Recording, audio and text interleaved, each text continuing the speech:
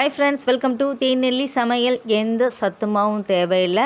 Boost ஹார்லிக்ஸ்க்கு பாய் பாய் சொல்லிடலாம். நோய் எதிர்ப்பு சக்தி அதிகரித்து உடலை நோயிலிருந்து பாதுகாக்க மருந்து மாத்திரை எதுவும் வேண்டாம். சிம்பிளாக வீட்டில் உள்ள பொருள் மட்டுமே வச்சு ஈஸியான ஒரு ஹெல்த்தியான ரெசிபி எப்படி செய்யுதுன்னு பார்க்கலாம். வாங்க வீடியோக்குள்ளே போகலாம்.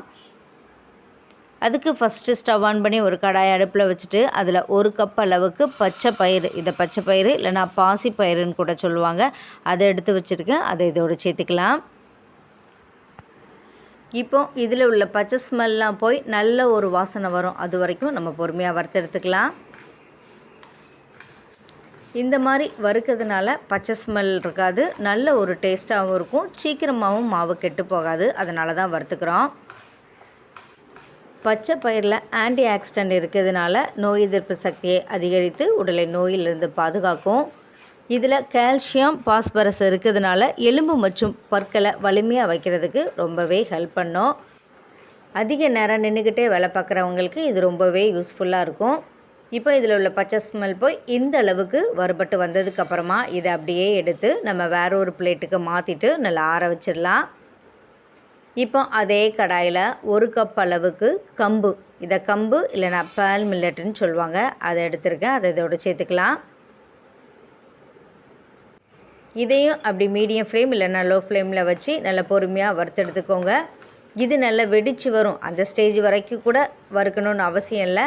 லைட்டாக பச்சை ஸ்மெல் போய் கம்போட வாசனை வரும், அது வரைக்கும் நம்ம வறுத்தெடுத்துக்கலாம். இதில் இரும்பு சத்து அதிகமாக இருக்கிறதுனால ஹெச்பி லெவலை நல்லா இன்க்ரீஸ் பண்ணி கொடுக்கும், இரத்த சோகை வராமல் தடுக்கும்.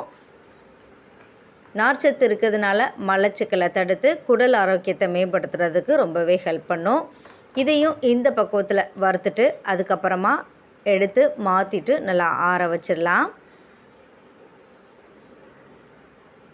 இப்போ இது கூடவே ஒரு கப் அளவுக்கு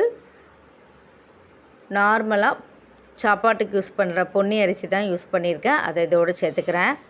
அரிசி ஆப்ஷனல் தான். அரிசி வேண்டாம் நினைக்கிறவங்க இட்லி அரிசி, பச்சரிசி இல்லை அரிசியே வேண்டாம் நினைக்கிறவங்க இதுக்கு பதிலாக மாப்பிள்ளை சம்பா அரிசி இல்லைனா சிகப்பரிசி சேர்த்துக்கோங்க. டேஸ்ட்டும் நல்லாயிருக்கும், உடல் ஆரோக்கியத்துக்கும் ரொம்ப நல்லது. இப்போ இந்த அரிசியில் உள்ள கலர்லாம் மாறி நல்லா பொரிஞ்சு வரும், அது வரைக்கும் நம்ம வறுத்தெடுத்துக்கலாம்.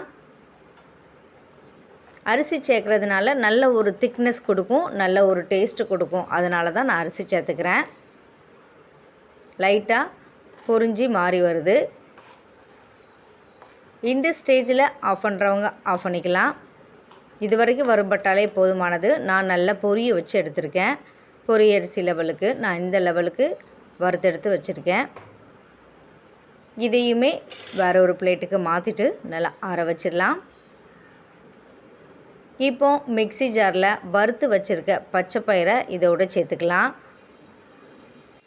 இது கூடவே நல்ல ஒரு வாசனைக்காகவும் நல்ல டேஸ்ட்டுக்காகவும் ஒரு 4-5 ஏலக்காய், ஒரு சின்ன துண்டு சுக்கும் சேர்த்து நல்ல ஒரு பவுடர் ஃபார்முக்கு அரைச்சி எடுத்துக்கோங்க. எந்த அளவுக்கு அரைக்க முடியுமோ அந்த அளவுக்கு அரைச்சிக்கலாம். நல்லா இந்த பக்குவத்தில் அரைச்சி எடுத்துக்கோங்க. ஒவ்வொன்றும் அளவுகளில் வித்தியாசமாக இருக்கிறதுனால தனித்தனியாக வறுத்து தனித்தனியாக அரைச்சி எடுத்துக்கோங்க.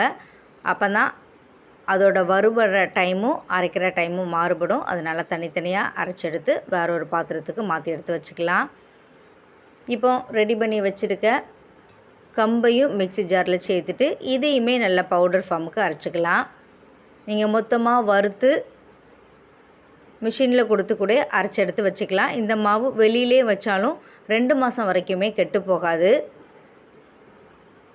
ரொம்ப தூசி அழுக்கு இருக்குதுன்னு நினைக்கவங்க ஃபஸ்ட்டு வறுக்கிறதுக்கு முன்னாடி லைட்டாக அலசிட்டு ஃபேன் காற்றுல ஒரு 5 நிமிஷம் காய வச்சாலே நல்லா காஞ்சிரும்.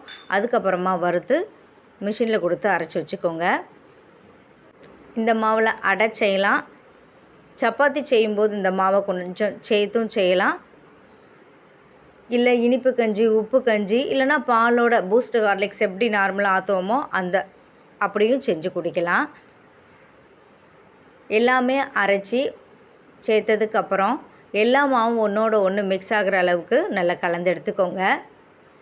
இந்த மாவுலேருந்து நான் 1 கப்பு மட்டும் எடுத்திருக்கேன். இப்போ ஒரு பாத்திரத்தில் 1 கப் மாவு எடுத்திருக்கேன். அதை இதோட சேர்த்து எந்த கப்பு இல்லைனா டம்ளரில் நீங்கள் மாவு எடுக்கீங்களோ அதே கப்பில் 5 கப் அளவுக்கு நான் தண்ணி சேர்த்துக்கிறேன். 1:5 அந்த ரேஷியோவில் தண்ணி சேர்த்துக்கிறேன். கட்டிகள் எதுவும் இல்லாமல் நல்லா கரைச்சி எடுத்துக்கலாம். இப்போ இதோட டேஸ்ட்டை இன்க்ரீஸ் பண்ணி கொடுக்கறதுக்காக கொஞ்சமாக உப்பு சேர்த்து நல்லா கலந்து விட்டுக்கலாம். ஃபஸ்ட்டு மாவு நல்ல தண்ணியாக தான் இருக்கும். நல்ல இந்த பக்குவத்தில் தண்ணியாக தான் இருக்கும். இப்போ ஸ்டவ் ஆன் பண்ணி அடுப்பில் வச்சுட்டு நல்ல ஒரு கட்டியான பதம் வரும். அது வரைக்கும் எடையே நல்லா கலந்து விட்டுக்கோங்க. லோ ஃப்ளேமில் வச்சு நல்ல ஒரு அடிகனமான பாத்திரத்தில் வைக்கும்போது சீக்கிரமாக அடி பிடிக்காது. எடையே கலந்து விட்டுக்கிட்டாலே போதும். கைவிடாமல் கிளறணும்னு அவசியம் இல்லை. நல்லா இது போல் கலந்து எடுத்துக்கோங்க. ஃபஸ்ட்டு நல்லா தண்ணியாக இருந்தது. இப்போ கொஞ்சம் கட்டியான பதத்துக்கு வந்துட்டு நல்லா கொதித்து வரட்டும். வறுத்துருக்கிறதுனால பச்சை ஸ்மெல் எதுவுமே இருக்காது. ரொம்ப நேரம் கொதிக்க வைக்கணும்னு அவசியம் இல்லை. நல்லா இது போல் நல்லா கொதித்து வர ஸ்டேஜில் இதோட இனிப்புக்காக 1 கப் அளவுக்கு வெல்லம் எடுத்து வச்சுருக்கேன். அதை இதோடு சேர்த்துக்கிறேன். 1 கப் மாவுக்கு 1.25 கப் அளவு வெல்லம் சேர்த்தா கரெக்டான இனிப்பாக இருக்கும். நான் மைல்டு இனிப்புக்காக 1 கப் அளவுக்கு சேர்த்துருக்கேன்.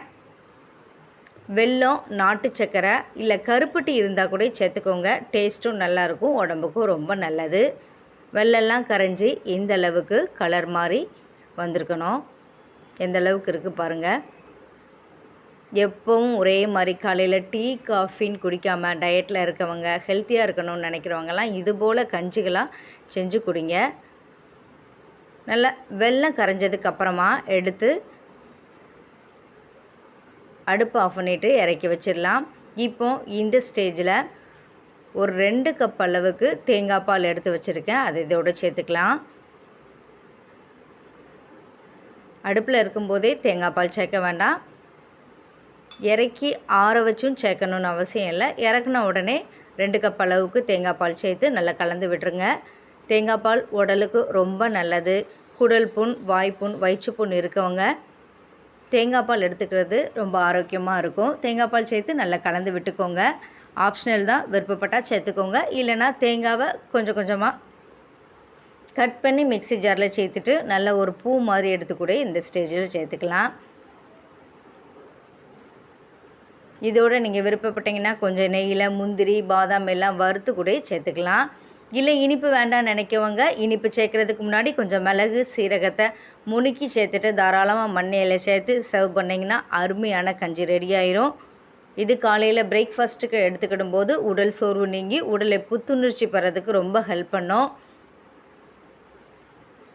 பச்சைப்பயிறு, கம்பு ரெண்டுமே உடம்புக்கு ரொம்ப நல்லது. இது உடலில் உள் உறுப்புகளில் உள்ள சூட்டை குறைச்சி இல்லை குளிர்ச்சி ஆக்கிறதுக்கு ஹெல்ப் பண்ணும்.